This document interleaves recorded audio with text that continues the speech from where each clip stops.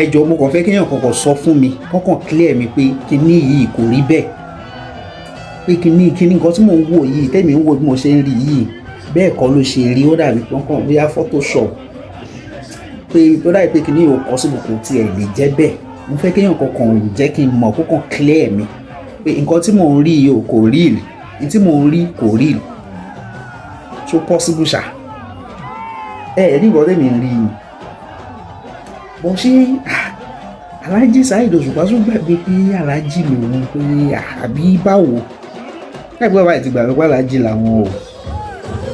àbí sáwọn obìnrin yẹn lọ já láṣẹ jù ní àbí báwo because èmi wò pé bí àyàwó lé ni ó máa yí máa jẹ ẹ wo closeness ẹ wo kíní ẹ wo máa ń ṣe mo fẹ́ kẹ́nìkan kan bá mi fún kíní ní caption ṣe mọ̀ pé àgbọ̀n nǹkan tó ń sọ ilẹ̀ yìí ń rò pé wọ́n sọ síra wọn létí wọ́n ṣe jọ ọmọ ṣe ẹ̀ eléyìí mà tún lágbára ó máa dàrú kó lọ fàáfàá ó máa ju bẹ́ẹ̀ mi ṣe tún lò rẹ́ sọ fún mi pé nǹkan tí mò ń rí ò rí lò torí tiẹ̀ tó wá play fídíò yìí fún yín gan yìí fún mo gbọ́ tí ẹnìkan sọ pé Saheed Òṣùpá ò mọ jójó pé tó bá kàn ń kọrin akàndó sójú kan kò tẹ̀ ní display akàndó bí ṣìgìrì akàn máa kọrin nìkan bọ̀ èsì tèmi padà wá fún ẹnìyẹn ni pé ṣé mo pé n tèmi rí ni pé ẹni tó mú nǹkan níṣẹ́ ó yàtọ̀ sí ẹni tó kàn ń ṣe nǹkan for because me I believe if you have something tangible something meaningful nǹkan tó tóbi kan láti deliver fáwọn èèyàn ó likely kó má ti rántí ijó ibi tó yẹ pé ibi tó ti ń mú kíní ọ̀rọ̀ jinlẹ̀ ọ̀nà ibi tó lọ fàáfàá tó yẹ pé ìwọ gan ò tiẹ̀ lè comprehend yẹ bí knowledge yẹn ṣe wide to and you want to deliver you want people to pick many things from what you are saying lyrically not that wípé wíyẹ kan dance to the melody àbí the tone àbí the beat ní àkọ́kọ́ ẹlẹ́ẹ̀kejì ni pé bẹ́ẹ̀mi ṣe Òṣùpá gbóyè máa ń kọrin ẹ̀ pẹ̀lú diplomacy full of diplomacy wisdom yẹn pọ̀ ẹ kíyèsí tí Òṣùpá bá tún kọ ìkọkúkọ náà àwọn orin tó jọmọ́ bíi kéèyàn lo àwọn gbólóhùn àlùfànṣá ẹ ní tètè fura ẹ mọ̀ kéèyàn ní vast knowledge kọ́lọ́hún bless èèyàn kó jẹ́ pé kí ní ẹ pọ̀ gan that's what me I see ok fún àpẹẹrẹ ẹ jẹ́ ká o kíyèsí ṣáàyè kan ibi tálájì ti sọ pé aṣoyún inú máa ń sọ̀rọ̀ àwọn ìbejì kan wọ́n gbọ́ kòkòkò lẹ́nu ọ̀nà mọ́mí wọn ìkan gbé dádì òyòyò ìkejì ní dádì kọ́ ọkàn yìnde gbẹ́nu sọ̀hún ṣé mi ò mọ dádì ni ó ní dádì ò sanra dádì tèmi tínrín dádì ò pupa dádì tèmi dúdú kì í ṣe dádì ló ń dá ọ̀rá borí o ọ̀rẹ́ dádì ló máa jẹ́ òpọ́n ìdè ìrọ̀rẹ́ dádì tí mo mọ̀ ó dájú èmi fún wa lóògì tó bá ń jáde òwà hun ni. gẹ́tẹ̀ so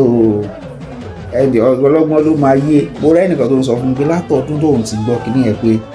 bóyá just last year yìí láti ìyẹ̀wò àti ọdún tí Alhaji ti kọ yẹn just last year yìí lòun ṣe understand pé ọ̀daràn ni bàbá yìí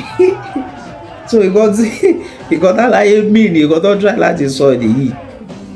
ẹ ti gẹ̀tẹ̀ so èmi ò ẹnìyẹn kàn sọ pé ẹ kò ń jó kò ń ṣe kínní tó bá kún tán tó ń ṣẹlẹ̀ àwọn èèyàn fẹ́ rí nǹkan lára ẹ̀ tó pọ̀ tó lọ fàáfàá bàbá likely kò má rántí jó ìyá tó bá ti wá tẹ̀lé lọ́rùn tó mọ̀ pọ́n ti wà satisfied wọ́n ti get many things látọ̀dọ̀ wọ́n ti derive a lot of things láti bí àwọn nǹkan tó ń jábọ́ lẹ́nu ẹ̀ message tó ń pass sí wọn then you can now be saying okay oya let me dance let me ẹjọ́ náà yẹ ká wo nǹkan tó Ògbómọ̀ṣọ́ ni show yìí ti happen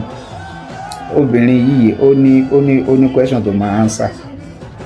ó ní pé ó fẹ́ corrupt Alhaji ni bọ̀ nǹkan tó mi fẹ́ kẹ́ ṣe fún mi báyìí pé ẹ comment kí lẹ rò pọ́n kọ́kọ́ jọ ń sọ yẹn tó kọ́kọ́ ń sọ síra wọn létí tó ń rẹ́rìn tó ń ṣe so ẹni tó ní Òṣùpá òun jókòó ṣe kínní ká ní kò kí n jó ṣáárẹ́ ni tó ń play tó lórí stage tó máa ṣeré pa ṣàwàdà ṣe gbogbo ẹ̀ tó máa carry everybody along everything báyìí ó kàn máa sọ di yẹ̀yẹ́ ó máa fi ṣeré yẹn wá jovial kó free so a ti wà ókè pẹ̀lú bó ṣe wà yẹn ẹ ti gẹ̀ẹ́tì àwa ókè pẹ̀lú bó ṣe wà yẹn bọ obìnrin yìí èmi ṣe ń repeat ẹ obìnrin tẹ́mi ń wò yìí ó lẹ́jọ́ tó máa jẹ́ ó máa dáhùn query bóyá ẹ ká wo ẹjá wo tó ṣẹlẹ̀ bẹ́ẹ̀ lọ torí kí ní ẹ̀ fọ́ ní sèwì o alájì ṣeré gan rẹ̀ bọ́ àwọn ti gbé súnmọ́ra wọn jù ìyàwó oníyàwó ọ̀wá yín Olúfìmọ̀ ẹ jẹ́ ká ṣe mítì pẹ̀lú bàbá yìí o àbí bàbá ti tà nǹkan sára ẹ̀ ó yẹ bá mi like ẹ subscribe ẹ comment ẹ bá mi share ẹ yẹ kájọ o.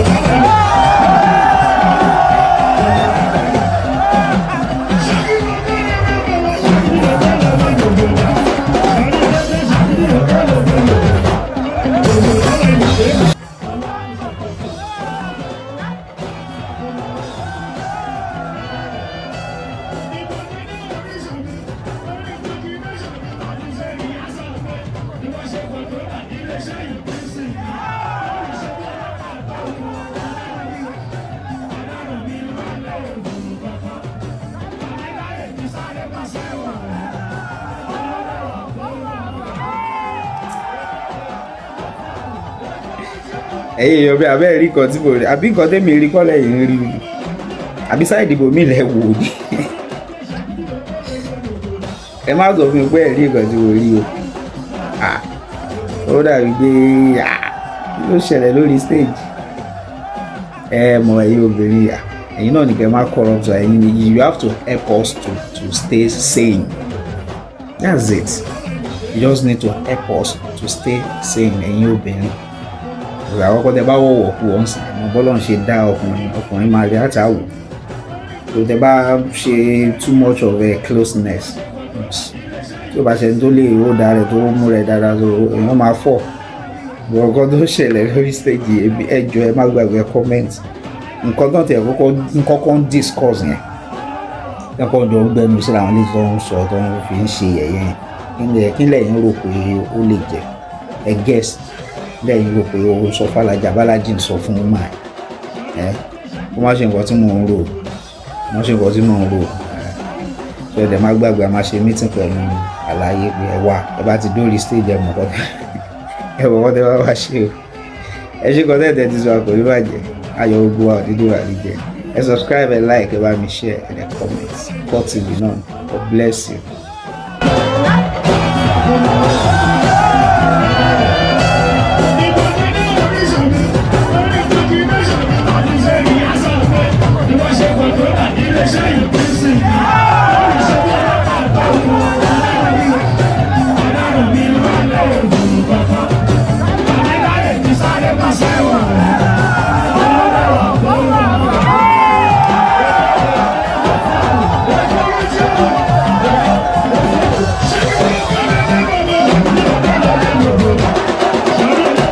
Thank you.